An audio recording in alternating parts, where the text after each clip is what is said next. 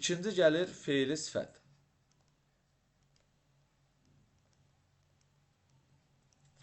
Feili sifətin şəkilçiləri çoxdur, ayrıca danışacağım. Feili sifət həm sifəti, həm də feilin xüsusiyyətlərini daşıyırdı. Feili sifət sifətin suallarına cavab verir. Başlıqda onu yazıram. Sifətin sualına cavab verir. İndi biz feili sifətin şəkilçilərini yazırıq. Bir-bir. Ən çox anən şəkilçisi düşür bizə. İkinci, dığı, diği, duğu, düğü. Bu dıq-diq üstə mənsubiyyət şəkilçisidir. Müxtəlif formaları var bunun. Amma bölmürük bunu heç vaxt. Üçüncüsü, acaq, əcək şəkilçisidir. Amonim şəkilçisidir. Dördüncüsü, malı, məli şəkilçisidir. Yenə amonimdir. Beşincisi, ası, əsi şəkilçisidir, yenə amonimdir. Altıncısı, mış, miş, muş, müş şəkilçisidir və yenə də amonim şəkilçisidir. Biz nəyi bilməliyik? Bunların hər biri müəyyən zaman mənasını daşıyır, zaman xüsusiyyətini daşıyır, zaman çaları daşıyır. Məsəl üçün, hansının hansı məzmun var, onu yazıram. Anən indiki zaman məzmunu. İndiki zaman yox, indiki zaman məzmunu.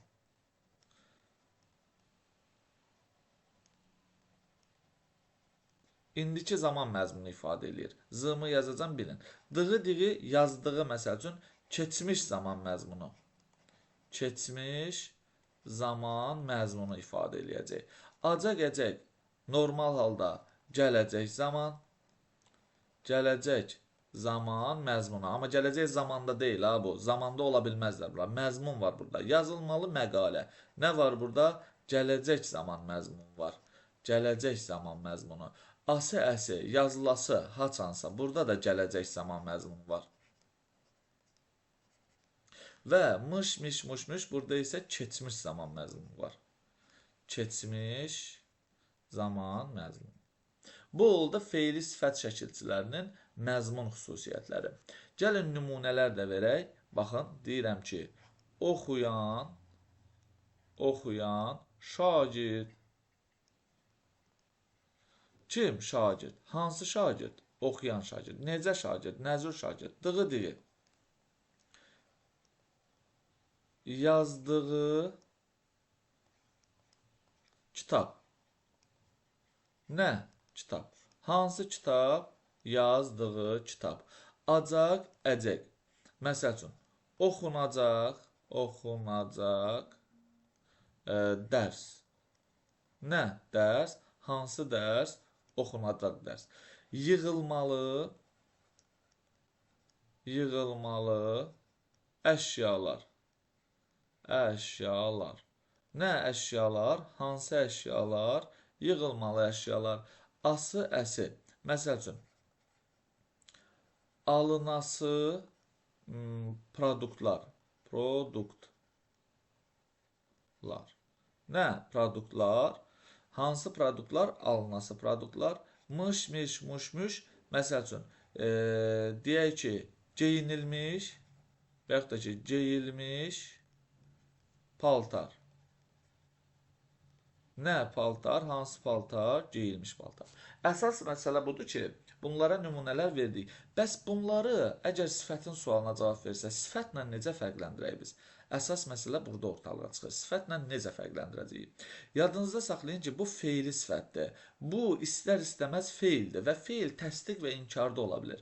Deməli, biz bunlara rahatlıqla mamə inkar şəkilçisini artıra bilirik. Ən çox da ağənəğən və anən şəkilçisində biz bunu qarşıdırırıq. Məsəl üçün, yazıram ki, ağlağan uşaq, bir də ağlayan uşaq yazıram.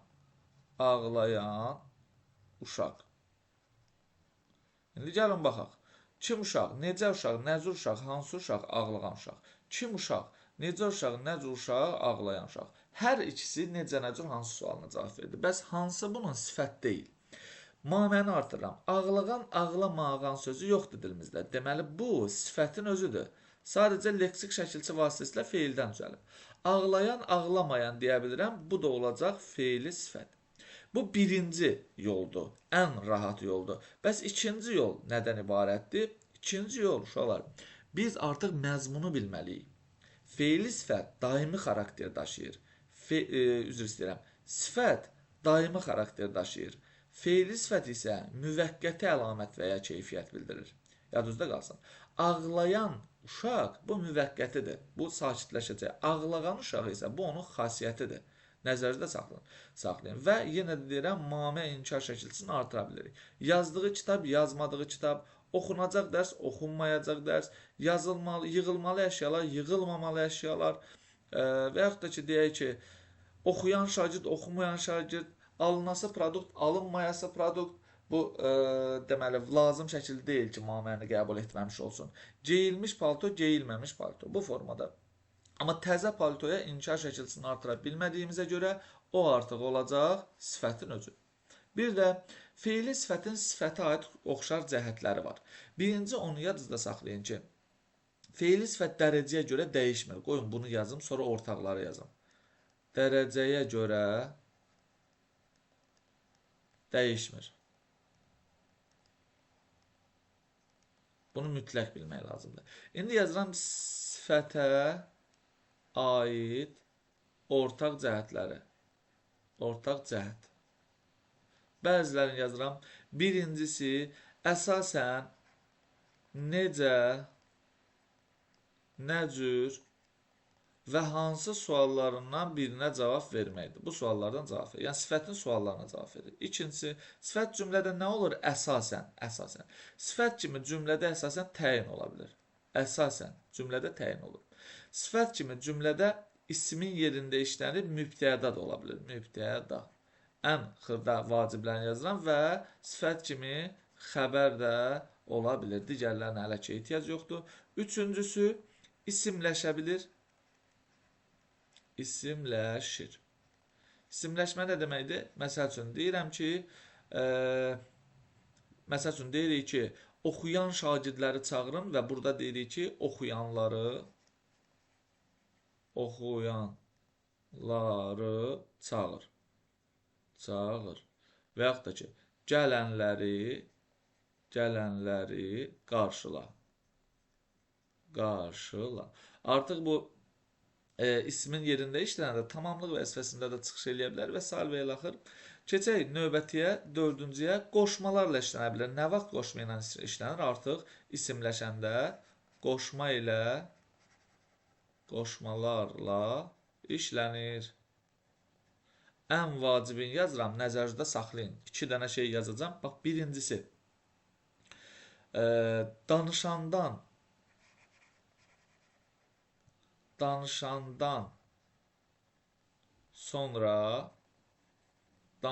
sonra bura gəl.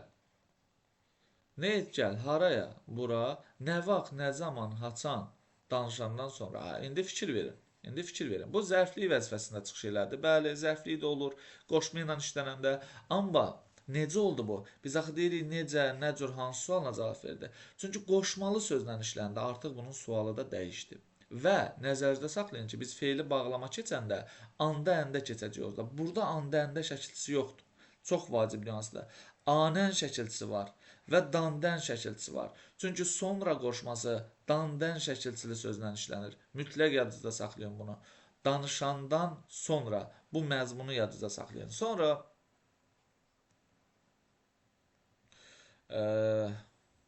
bir dənə də şey yazım sizə.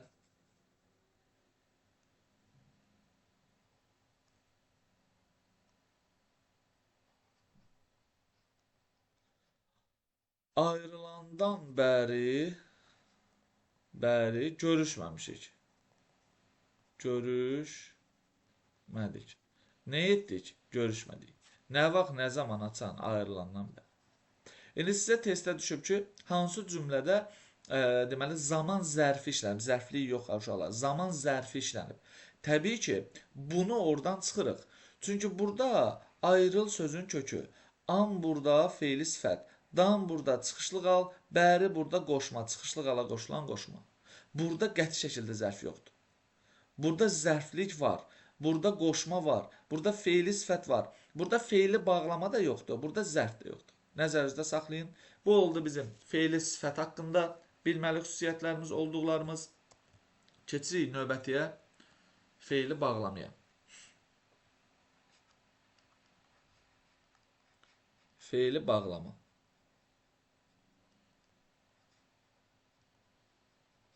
Deməli uşaqlar, feili bağlama da ikili xüsusiyyət daşıyır. Həm zərfin, həm də feilin xüsusiyyətini daşıyır. Artıq sualların bilirsiniz ki, sualları zərfin sualı olur. Zərfin sualı olur. Sualı olur. Aha. Bəs feili bağlama bütün zərf vəzifəsində, yəni bütün zərflər kimi işlənə bilir. Yəni tərz hərəkət zərfinin sualına da cavab verə bilir. Yer zərfinin də, zaman zərfinin də və kəmiyyət zərfinin də bu sualı verir özümüzə və nəticə çıxardaq. Yadda saxlayın ki, feili bağlama yer zərfliyi ola bilmir. Yəni, yer zərfinin sualına cavab verə bilmir. Yer zərfinin sualına cavab vermir. Bax, bunu mütləq yadınızda saxlayın. Yəni, yer zərfliyi kimi feili bağlamanı işlətmək olmaz. Və feili bağlama heç vaxt harada sualına cavab verə bilməz. Bu birinci ən vacib nüansdır feili bağlama haqqında. İkinci vacib nüans, çox vacib nüansdır bu. Qoşmalarla işlənmir. Qoşmalarla işlənmir. Yəni, bayaq yazdığımın var idi, and-endiyə oxşar bir şey var idi, amma dedim and-endə deyil o, and plus dan-dən-də o. Bax, bunu da yadınızda saxlayın ki, o dediyimi qarışdırmayasınız. Heç vaxt qoşmalarla feili bağlama işlənə bilməz. Bu öz yerində. İndi keçək feili bağlamanın şəkilçilərinə. Şəkilçilər, qoşa nöqtə. Birinci şəkilçi, ıb üstü 4, çalışacağım, yazın bir 10 dənəsin. İkinci şəkilçi, madan, mədən. Üçüncü şəkilçi, araq, ərək. Dördüncü, anda, əndə. Beşinci, a. Altıncı, armaz. Yeddinci, dıqda, diqdə, duqda, düqdə. Səkkizinci, dıqca, diqcə, duqca, düqcə. Doqquzuncu, ınca, incə, unca, öncə və 10-cu mış, miş, muş, müş şəkilçisi. Bu formada hələ ki danışaq. Ən çox düşənlər bunlardır. Arkanı yazdım. Arkan, ərkən. Bu da çox düşür. Yəni, bunu da əlavə eləyərik. Deməli, uşaqlar, buradan yazıram elə. Arkan, ərkən. Arkan, ərkən şəkilçisi. Deməli, oxuyarkən rahatlayır. Nə edir rahatlayır? Nə vaxt, nə zaman açan oxuyarkən. Bu belə. Bu. Deyirəm ki, gəzib, yatdı. Nə etdi? Yatdı. Necə, nə cür, hansı tərzdə? Gəzib. Hamısına nümunə yazmayacam, bəzilərinə. Və yaxud da ki, almadan gəlmə. Nə et? Gəlmə. Necə, nə cür, hansı tərzdə? Almadan. Və yaxud da ki, burada deyək, məsəl üçün, anda, əndiyə keçəndə gördüm. Çalışıram, qısa cümlələr verəm. Gördüm. Nə etdim, gördüm. Nə vaxt, nə zaman açan? Keçəndə. A-ədən ayrıca danışacağım. Armaz. Məsəl üçün deyirəm, dərmanı atar, atmaz. Atar, atmaz. Ağrılarım keçdi. Qısaldıram, keçdi. Nə vaxt, nə zaman açan? Atar, atmaz. Bu formada. Dıqda, diqdə. Gəldikdə çağır. Nə et, çağır, nə vaxt, nə zaman açan? Gəldikdə. Mış-mış bayaq da gördünüz, digərində də var idi. Ona görə bura nümunə yazıram. dərsdən 5 dəqiqə keçmiş, gəldi. Nə etdi, gəldi, nə vaxt, nə zaman açan, dərsdən 5 dəqiqə keçmiş. İndi bəzi şeylər var ki, uşaqlar, buna ayrıca biz danışmalıyıq, mütləq. Məsəl üçün, biz birinci ıb şəkilçisi haqqında danışırıq. Yadınızda saxlayın ki, yeganə feili bağlama şəkilçisidir ki, təkrar edirəm, yeganə feili bağlama şəkilçisidir ki, cümləyə gedəndə deməli, səbəb zərfliyi ola bilər. Səbəb zərfliyinin ifadə vasitəsi olur. İfadə vasitəsi yeganə şəkilçi budur. Bundan başqa feili bağlamanın belə şəkilçisi yoxdur. Nəzərdə qalsın. Məsəl üçün, deyirəm ki, uşaq qorxub qaçdı. Qorxub qaçdı. Qaçdı. Nə etdi, qaçdı? Kim qaçdı? Uşaq. Hansı səbəbə qaçdı? Qorxduğu üçün qorxub qaçdı. Yəni, dığı plus üçünlə əvəzləyə bilirəm. Nəzərinizdə qalsın. Ona görə bu ub şəkilçisi deməli, burada artıq olacaq səbəb zərfliyi. Qorxduğu üçün qaçdı. Bu birinci nüansımız. İkinci nüans nədən ibarətdir? Burada var deməli AA şəkilçisi. Bunu necə fərqləndirəcəksiniz? AA şəkilçili söz, yadınızda qalsın, araqla əvəz olunmalıdır. Əsas. Məsəl üçün, qaça-qaça, qaça-qaça gəldi. Nə etdi? Gəldi. Necə, nə cür, hansı tərzdə? Qaça-qaça. Başqa necə deyə bilərəm? Qaçaraq gəldi deyə bilərəm. Bəs bunu niyə verdim mən? Çünki dilimizdə 4 dənə söz var ki, A-la olan 4 dənə söz var ki, bunlar arağı həm qəbul edə bilir, həm qəbul edə bilmir. Ona görə zərf, sifət və feili bağlama kimi bir-birindən fərqlənməlidir. Məsəl üçün, birinci söz qoşa-qoşadır. Qoşa-qoşa. İkinci söz dama-damadır. Dama-dama. Üçüncü söz tikə-tikədir.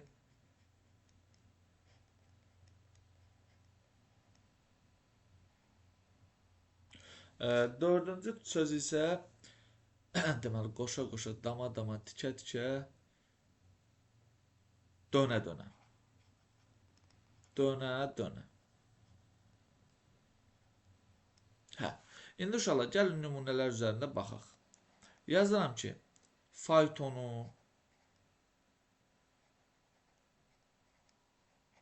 qoşa-qoşa, qoşa-qoşa danışırdı. Nə edirdi? Danışırdı. Necə, nə cür, hansı tərzdə? Faytonu qoşa-qoşa. Düzdür, burada tərkib var.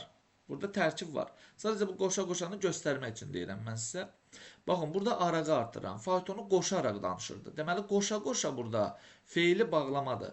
Fayton sözünün əvvəlinə çəkib və tərkib əmələ gətirib. Nəzərinizdə qalsın. İndi bax, deyirəm ki, zəri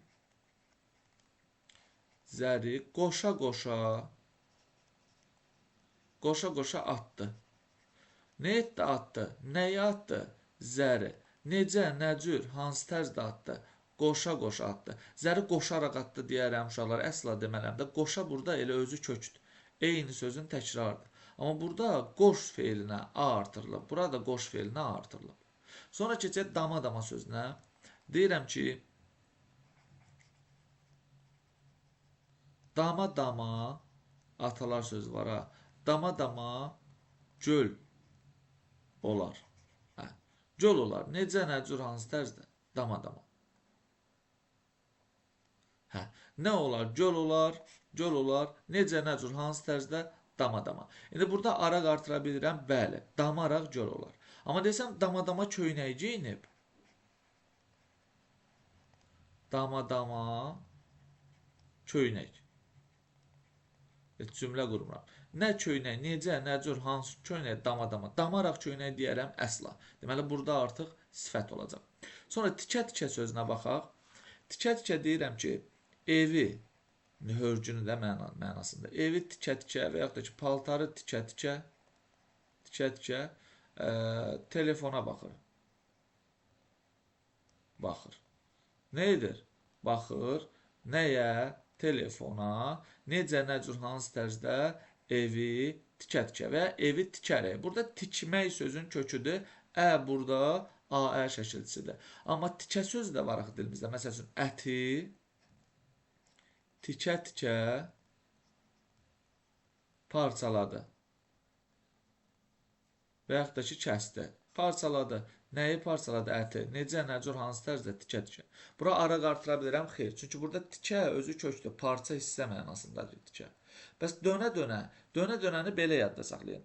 Dönə-dönə mütəmadi mənasındadırsa artıq zərf olacaq. Birinci feili bağlama formasını yazıram. Deyirəm ki, yolu dönə-dönə qışqırır. Nə edir qışqırır? Necə, nə cür, hansı tərzdə yolu dönə-dönə. Yolu dönərək. Və yaxud da ki, inkar artıra bilərəm bunlara. Yolu dönməyə. Əla. Burada oldu feili bağlama. Amma desəm ki, bunu sizə dönə-dönə izah etmişəm. Dönə-dönə demişəm. Nə etmişəm? Demişəm. Nəyi? Bunu yazmışam da yəqin ki. Nəyi bunu? Kimə? Sizə. Necə, nə cür, hansı tərzdə dönə-dönə. Yəni, mütəmadi mənasında, dəfələrlə mənasında. Dönə-dönə dəfələrlə mənasında olanda zərfdir. Ara qərəqlə əvəz olunanda mame artırıla biləndə olur feili bağlama. Nəzərdə qalsın. Eyni ilə bu 4 sözün 4-ünə də aiddir. Bu 4 sözü gördünüz. Mame artırın. Əgər maməni qəbul edəcəklərsə və yaxud da ki, arağı qəbul edəcəklərsə feili bağlamadır. Qəbul etmirlərsə və məna artıq başqadırlarsa, hər bir ayrılıqda kökdürsə, onda artıq bunu götürəcəksiniz. Deməli, zərf və yaxud da ki, sifət formasında. Nəzərdə qalsın. Bu oldu Aə şəkilçisi haqqında bilməli olduqlarınız. Dıqca şəkilçisi haqqında da bir şey deyəcəmsə, xırda bir nüans deyəcəmsə, bunu getdikcə sözündən üzərindən izah eləyəcəm. Bu getdikcə sözündə ehtiyatlı olun. Bu yeridikcə mənasındadırsa, yeridikcə feili bağlamadır. Getdikcə sözü. Əgər mütəmadi mənasındadırsa, yəni zamanla mənasındadırsa, artıq zərf olacaq. Baxın, deyirəm ki, yolu getdikcə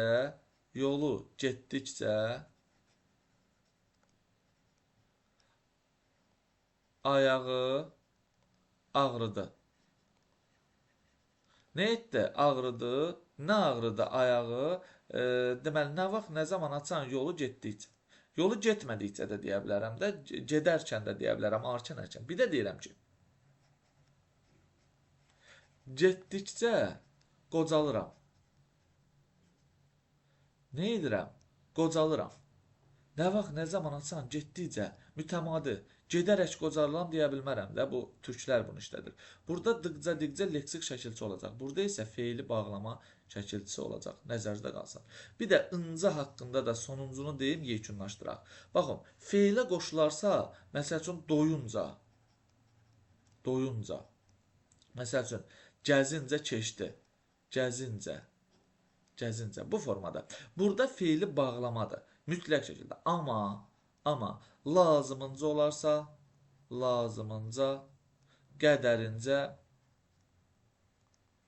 qədərincə, yetərincə.